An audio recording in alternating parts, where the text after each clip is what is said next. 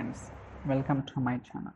So మనం ఇప్పటిదాకా different scenario చూసాం కదా. సో ఈ వీడియోలో ఇంకొక సినారియో గురించి అండర్స్టాండ్. ఓకే, సో బేసిక్గా మనం ఇప్పటిదాకా ఒక 7-8 యాక్టివిటీస్ గురించి డిస్కస్ చేసాం. అయితే ఈరోజు లుక్అప్ యాక్టివిటీ అనేది ఎలా వర్క్ అవుతుంది ఏంటి అనేది కూడా అండర్స్టాండ్.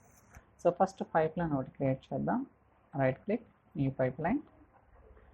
సో పేరు ఏదో ఒకటి ఇద్దాం, డెమో డేటా. సో దాని తర్వాత ఇక్కడ సెర్చ్ చేయండి కావాలనుకుంటే lookup activity. So just drag it. Okay, so మీరు కావాలనుకుంటే పేరు మార్చుకోవచ్చు. So data validation. సో దాని తర్వాత సెట్టింగ్స్ అని ఉంది. ఓకే, ఇక్కడ కూడా మనకి డేటా సెట్ అని ఉంది. ఓకే, సో ఫస్ట్ ఒకటి క్రియేట్ చేద్దాం. Data set, new. So SQL server. So Azure SQL database, continue. Source data set, అలానే లింక్డ్ సర్వీస్. సో టేబుల్ ఏదైనా ఇవ్వచ్చు. ఫర్ ఎగ్జాంపుల్ అయినా టేబుల్ ఓపెన్ ఏం కాదు, యూ కెన్. ఓకే, చూడండి ఇలా ఉంటుంది అనమాట. ఓకే, సో బేసికల్గా మనకి లుక్అప్ యాక్టివిటీలో డేటా సెట్ అనేది ఖచ్చితంగా ఇవ్వాల్సి ఉంటుంది. సో ఇక్కడ క్వైరీ అనేది టేబుల్ అని ఇవ్వచ్చు, యూజ్ క్వైరీ అనేది టేబుల్ ఇవ్వచ్చు, లేకపోతే క్వైరీ ఇవ్వచ్చు, స్టోర్ ప్రొసెసర్. ఈ 3 ఆప్షన్స్లో ఏదైనా ఇవ్వచ్చు అనమాట. There is no problem. అయితే ఫస్ట్ మనం ఒక టేబుల్ ఇద్దాం. ఇది Azure SQLలో 16 రికార్డ్స్ ఉన్నాయి కదా. Let's see that. Open, edit. Okay, so మీకు కావాలనుకుంటే డేటాని ప్రివ్యూ కూడా చేసుకోవచ్చు, నో ప్రాబ్లం. చూడండి డేటా వస్తుంది కదా. ఓకే, సో ఇప్పుడు మనం రన్ చేద్దాం ఇది. Okay, validate, debug. Let's see output ఏమొస్తుందో చూద్దాం. సో ఇన్ ప్రోగ్రెస్లో ఉంది కదా. Let's wait for some time. Okay, success అయింది. సో బేసిక్గా మనకి ఎన్ని రికార్డ్స్ ఉన్నాయి ఇక్కడ? 16 రికార్డ్స్ ఉన్నాయి. ఇక్కడ ఎన్ని రికార్డ్స్ వస్తున్నాయి? ఒక రికార్డ్ వస్తుంది. సో అది ఒక రికార్డు ఫస్ట్ రో వస్తుంది. ఎందుకు ఫస్ట్ రోనే వస్తుందంటే బేసికల్గా మీరు లుక్అప్ యాక్టివిటీ యూజ్ చేసినప్పుడు ఇక్కడ ఫస్ట్ రో ఓన్లీ అనే ఆప్షన్ చెక్ అయి ఉంటుంది, బై డిఫాల్ట్గా అయి ఉంటుంది. నేనేం చెక్ చేయలేదు అనమాట. ఓకే, సో దీన్ని అన్చెక్ చేసుకోవాలి. ఇప్పుడు మళ్ళీ ఎగ్జిక్యూట్ చేద్దాం. Let's that. So total data వస్తుందో రాదో చూద్దాం.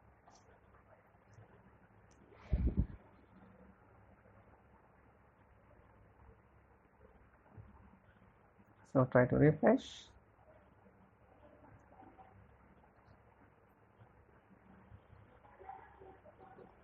ఓకే, సక్సెస్ అయింది.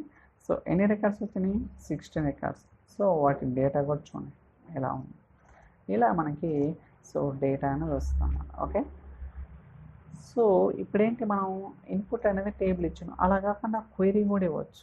సో క్వైరీ అంటే నథింగ్ బట్ ఏదైనా సెల్ఫ్ స్టేట్మెంట్ కావచ్చు, లేకపోతే జాయిన్స్ కావచ్చు, ఏదైనా ఇవ్వచ్చు అనమాట. నేనైతే ఈ శాంపుల్ సెల్ఫ్ స్టేట్మెంట్ ఇస్తాను.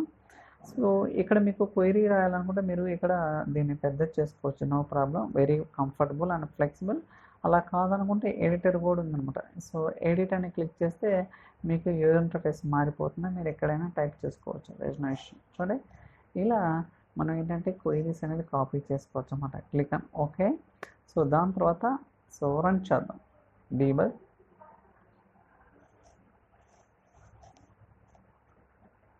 సో రన్ అవుతుంది. Let's wait. Okay, success. ఎన్ని రికార్డ్స్ ఇక్కడ కూడా? 16 రికార్డ్స్. చూడండి. సో ఇలా మనకి ఏంటంటే టేబుల్ అయినా ఇవ్వచ్చు, లేకపోతే అండ్ సెల్ఫ్ స్టేట్మెంట్ అయినా ఇవ్వచ్చు. అలా కాకుండా ప్రొసీజర్ కూడా ఇవ్వచ్చు అనమాట. ఓకే, చూద్దాం ప్రొసీజర్. ఒక ప్రొసీజర్ అనేది క్రియేట్ చేస్తాం సింపుల్ది. So create procedure get demo data ADF.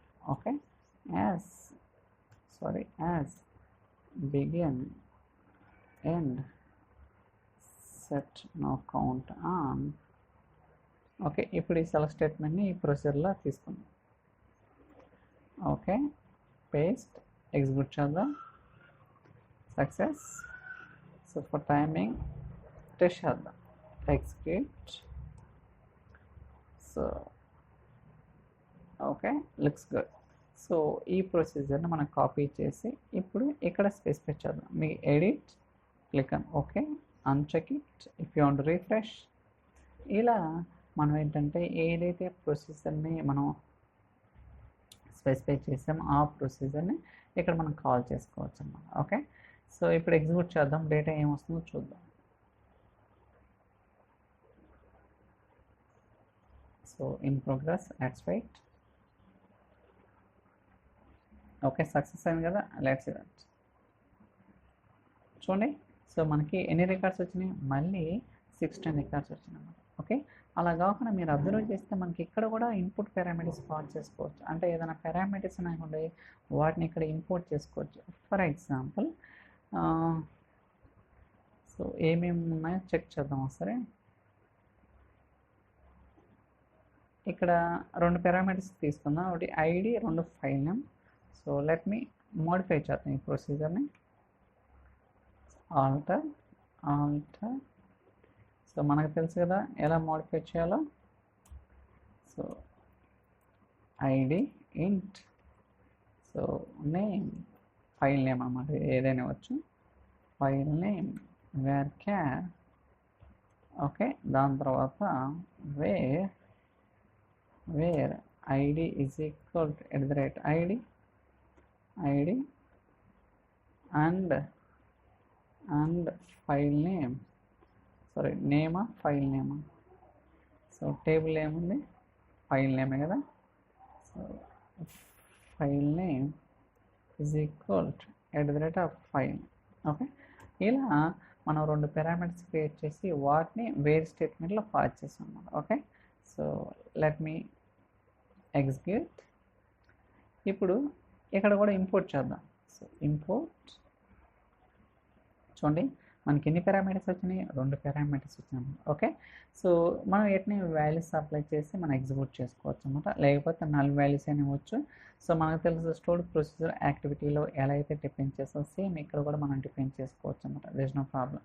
For example 1, అలానే సో dpt_1.txt.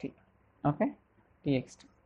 సో ఈ వాల్యూస్ అనేది సప్లై చేస్తాం, ఇది వర్క్ అవుతుంది అనేది చూద్దాం. ఓకే, సో ఐడి అనేది 1, అలానే department_1.txt అనేది file. Let's see that. So validate, looks good, debug.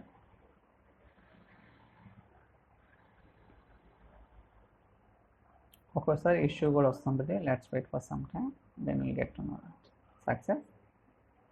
ఎన్ని రికార్డ్స్ వచ్చినాయి, 1 రికార్డే వస్తుంది. ఎందుకంటే సో మీరు అబ్జర్వ్ చేస్తే మనకి ఇక్కడ సో టేబుల్ ఎగ్జిక్యూట్ చేద్దాం, ఐడి 1 తోటి ఫైల్ నేమ్ తోటి ఓన్లీ 1 రికార్డు మాత్రమే ఉందన్నమాట. అందువల్ల మనకి అవుట్పుట్లో ఓన్లీ 1 రికార్డు మాత్రమే వచ్చిందన్నమాట. ఓకే, సో ఏదైతే మనకి ఇక్కడ హార్డ్ కోడ్ చేసామో ఈ వాల్యూస్ని త్రూ పారామీటర్స్ ద్వారా పంపించవచ్చు, లేకపోతే వేరియబుల్స్ ద్వారా తీసుకోవచ్చు, రకరకాలుగా కూడా మనం సో వాల్యూస్ అనేది పాస్ చేసుకోవచ్చు మన ఈ పారామీటర్స్కి.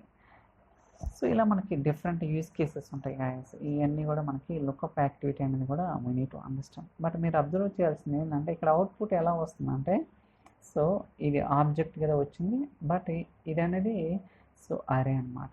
ఓకే, సో అరేలో మనకి మల్టిపుల్ వాల్యూస్ ఉంటాయి కదా, సో ఇదే మనకి ఏంటంటే రకరకాలుగా ఉంటుంది.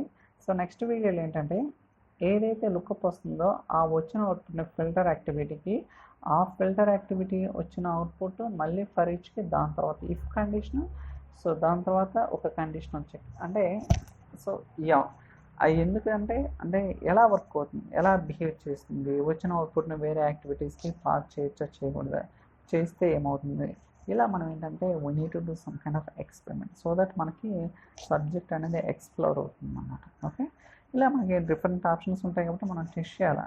సో ఎలా బిహేవ్ చేస్తుంది, ఎలాంటి అవుట్పుట్ వస్తుంది, దాని నుంచి మనం వేరే యాక్టివిటీకి ఎలా పాస్ చేయాలి, అప్పుడే మనం సో టెక్నికల్గా స్ట్రాంగ్ ఉండడానికి అవకాశం అనేది ఉందన్నమాట.